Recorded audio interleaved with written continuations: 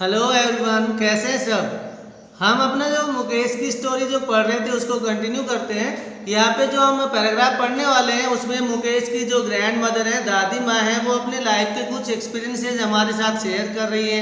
वो बताती है कि यहाँ पे जो रहने वाले हैं उन लोगों का यही एक धंधा है, क्योंकि भगवान ने उनको जन्म इसीलिए दिया है कि वो बस चूड़ियाँ बनाएं।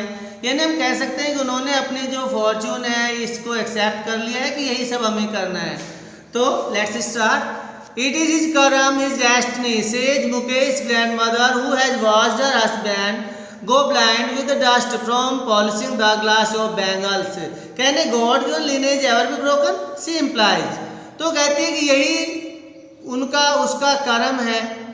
कर्म किस्मत, डेस्टिनी आ गया ना, डेस्टिनी यानी किस्मत, कि यही उसका कर्म है। मीन्स कर्म में यही लिखा है, उसके किस्मत में यही लिखा है। मुकेश की दादी माँ कहती है उन्होंने Who has watched, जिन्होंने देखा है, हर ओवन हस्बैंड, अपने खुद के हस्बैंड को, खुद के पति को, गो ब्लाइंड, अंधा होते हुए, with the dust of from polishing the glass, उस डस्ट से यानी उन कांच के टुकड़ों से जो कि चूड़ियाँ बनाते समय, पॉलिश करते समय गिरते हैं या उनसे निकलते हैं, तो उससे अंधा होते हुए उसने अपने हस्बैंड को देखा है। फिर कहती है, वो क्लियर करती है, इम्प्लाइज करती है, अपनी बात को और क्लियर करती है कि क्या गॉड गिवन जो लिनेज होता है, लिनेज यानी परंपरा, विरासत, कि जो भगवान ने जो परंपरा दी है हमें या विरासत दी है, एवर बी ब्रोकन, क्या उसे कभी तोड़ा जा सकता है। Born in the caste of Bengal makers, they have seen nothing but bangles in the house, in the yard. कहते हैं कि क्योंकि उनका जन्म ही, बोर्न पैदा हुई है, in the caste of bangle makers, चूड़ी बनाने वालों की जात में पैदा होने की वजह से ही, they have seen nothing but bangles, उन्होंने लाइफ में कुछ और देखा ही नहीं, किसके सिवाय, चूड़ियों के सिवाय। और चूड़ियाँ in the house, in the yard, in every other house, in every other yard, every street in Firozabad. कहते हैं कि everywhere in the Firozabad you can see the bangles. कहते हैं कि हमारे घर में भी चूड़ियाँ देखी, आंगन में भी चूड़ियाँ देखी, हर दूसरे घर में चूड़ियाँ देखी, हर दूसरे आंगन में चूड़ियाँ देखी, एवरी स्ट्रीट इन फिरोजाबाद, यहाँ तक कि फिरोजाबाद की हर गली में चूड़ियाँ ही देखी। Spirals of bangles, sunny gold, paddy green, royal blue, pink, purple, every colour born out of the 7 colours of rainbow. कहती है कि यहाँ पे हमने जो बैंगल्स देखे हैं, दुनिया में जितने कलर होते हैं सभी कलर्स के यहाँ बैंगल्स को हमने स्पाइरल्स यानी गुच्छे, गुच्छों में देखे हैं। तो यानी चूड़ियों के हमने गुच्छे के गुच्छे देखे हैं। सनी गोल्ड, ये सारे कलर्स के नेम है। सनी गोल्ड यानी चमकीला सुनहरा रंग, पैडी ग्रीन गहरा हरा रंग, रॉयल ब्लू कलर होता है, पिंक गुलाबी, पर्पल बैंगनी, एवरी कलर, हर एक उस रंग की चूड़ी देखी है। बोर्न आउट ऑफ 7 कलर्स, जो 7 रंगों से पैदा होता है, ऑफ द रेनबो के। तो आपको पता होगा दुनिया का ऐसा कोई कलर नहीं है जो रेनबो से ना निकलता हो, एक के सिवाय। आगे कहते हैं, lie in mounds in unkempt yards are piled on 4-wheeled hand carts pushed by young men along the narrow lanes of the shanty town.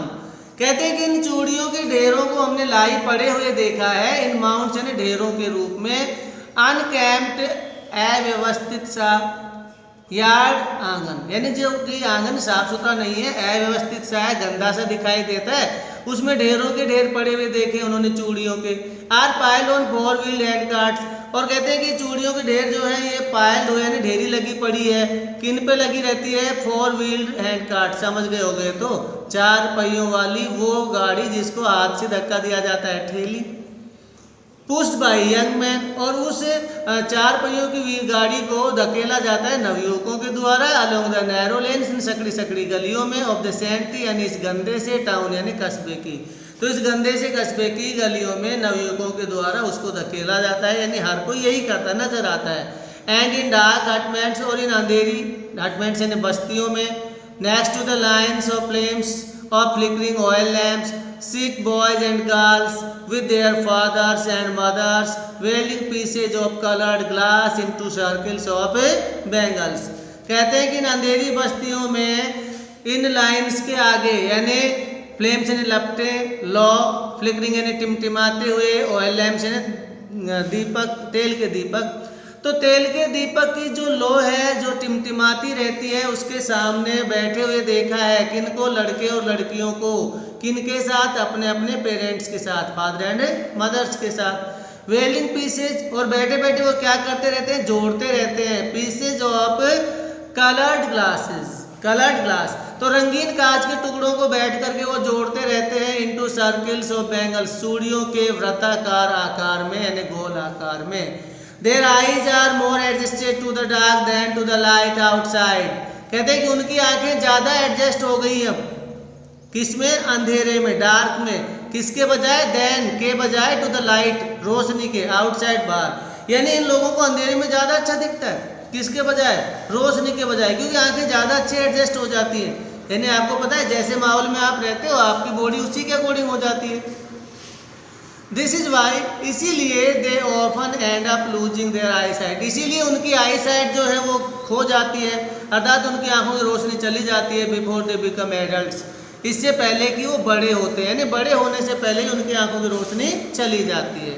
अब यहाँ पे इन्होंने बताया कि एक छोटी सी लड़की जो वहाँ पर बैठी हुई है जिसको पता ही नहीं है कि जो बैंगल्स बना रही है वो हमारे इंडिया में हिंदू जो औरतें होती हैं उनके सुहाग का प्रतीक है।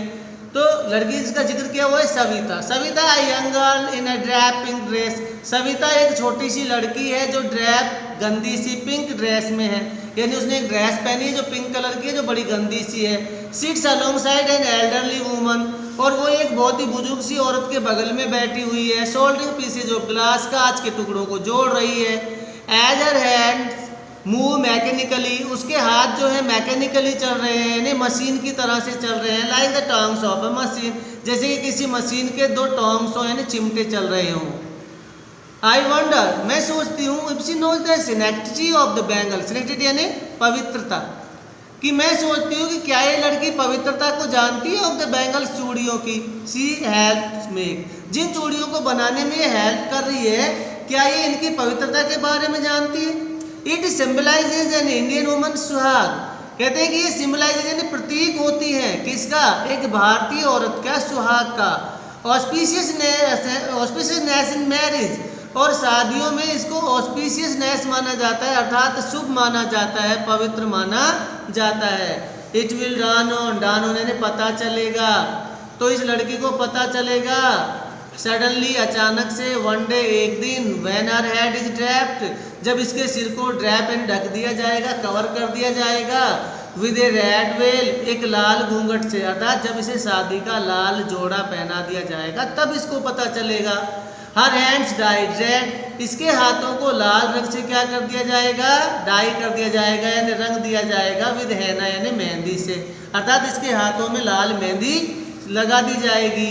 And red bangles rolled into her wrist, और रेड कलर की बैंगल्स यानी लाल चूड़ियां भी रोल्ड इनटू यानी पहना दी जाएंगी हर रिस्ट यानी इसकी कलाई में, तब इसको पता चलेगा। She will then become a bride, तब ये क्या बन जाएगी? एक दुल्हन बन जाएगी। ब्राइड यानी दुल्हन, बिकम यानी बन जाएगी। लाइक द ओल्ड वुमन, किसकी तरह से? उसी बूढ़ी औरत की तरह से, बिसाइड हर, जिसके बगल में वो बैठी हुई है। Who became one many years ago, ये भी कभी एक दुल्हन बनी थी कई वर्षों पहले। She still has bangles on her wrist but no light in her eyes, तो कहते हैं कि अभी भी इसकी रिस्ट पर बैंगल्स तो है, कलाई में चूड़ियां तो हैं, लेकिन आंखों में क्या नहीं है? रोशनी नहीं है, आंधी हो गई है वो। एक वक्त शेर भर खाना भी नहीं खाया, सी सेज, वो कहती है कि एक बार भी पेट भर के खाना नहीं खाया। In a voice drained of joy, एक ऐसी आवाज में कहती हैं जो ड्रेन्ड ऑफ जॉय है। ड्रेन्ड ऑफ जॉय माने खुशी से वंचित यानी बेरुखी, तो बड़ी बेरुखी आवाज में कहती है कि लाइफ में एक बार भी पेट भर के खाना नहीं खाया। फिर उन्होंने सोचा कि आप लोगों को हिंदी समझ में नहीं आती इसलिए इसका इंग्लिश में बना दिया उन्होंने। हाँ पता था ना कि आप भी पढ़ेंगे lesson. She has not enjoyed even one full meal in her entire lifetime. That's what she has reaped. कहते हैं she has not enjoyed even a full meal in her entire lifetime. समझ गए होगे कि उन्होंने अपने पूरे जीवन में एक बार भी पेट भर के खाने का आनंद नहीं लिया। That's what, यही है वो, she has reaped, जो उन्होंने क्या किया है? काटा है। रीप माने होता है जो पक कर के फसल तैयार हो जाती है उसको काटना, तो यानी ये भी यही कह रहे हैं कि यही तो है उन्होंने जो काटा है, अर्थात यही है जो उनको मिला है, उनके कर्मों का फल जो उनको मिला है। हर हस्बैंड, उसका पति, एंड ओल्ड मैन, एक बूढ़ा आदमी है विद ए फ्लोइंग बियर्ड, जिसकी लहराती हुई दाढ़ी है। फ्लोइंग यानी लहराती और बियर्ड यानी दाढ़ी, अर्थात लहराती हुई दाढ़ी है मतलब समझ गए बड़ी बड़ी दाढ़ी है, सेज। वो कहता है I know nothing accept bangles, कि मैं तो कुछ नहीं जानता, किनके सिवाय, चूड़ियों के सिवाय। ऑल आई हैव डन, मैंने जो कुछ लाइफ में किया है ना, make a house for the family to live in, वो ये है कि मैंने क्या किया है, एक घर बना दिया है ताकि जिसमें मेरा परिवार क्या कर सके, रह सके। हियरिंग हिम, उसकी बातें सुन करके, किसकी, उस बूढ़े आदमी की, वन वंडर्स, कोई भी इंसान है वो यही सोचता है, इफ ही हैज अचीव्ड, कि क्या उसने कुछ ऐसा अचीव कर लिया, व्हाट मैनी हैव फेल्ड, जिसको अचीव करने में बहुत सारे लोग क्या हो जाते हैं, फेल हो जाते हैं, इन देयर लाइफ टाइम, अपने पूरे जीवन में। तो यानी उसकी बात सुन करके कहती कि मुझे बड़ा एकदम शौक लगा कि क्या यार इसने लाइफ में ऐसा अचीव कर लिया जिसको शायद ही लोग क्या कर पाते हो, अचीव कर पाते हो।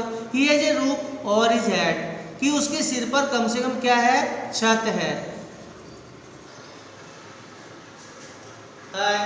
तो मैं ये बता रहा था आपको कि हम जो लेसन कर रहे थे तो इसमें फर्स्ट पार्ट कंप्लीट हो गया हमारा, जो कि साहिब की स्टोरी थी। तो उसकी जो पीडीएफ है वो आपको अभी मिल जाएगी, पहले मिल चुकी होगी, तो उसको आप होमवर्क में कीजिएगा। और उसके लिए मैंने फिर पहले भी बोला था, फिर से एक बार रिपीट करता हूँ कि जो रजिस्टर है आपके, वो रजिस्टर आप यूज कीजिएगा जो अच्छी क्वालिटी के हो, और जो पीछे से वायर से जिनकी बाइंडिंग होती है वो रजिस्टर ना हो।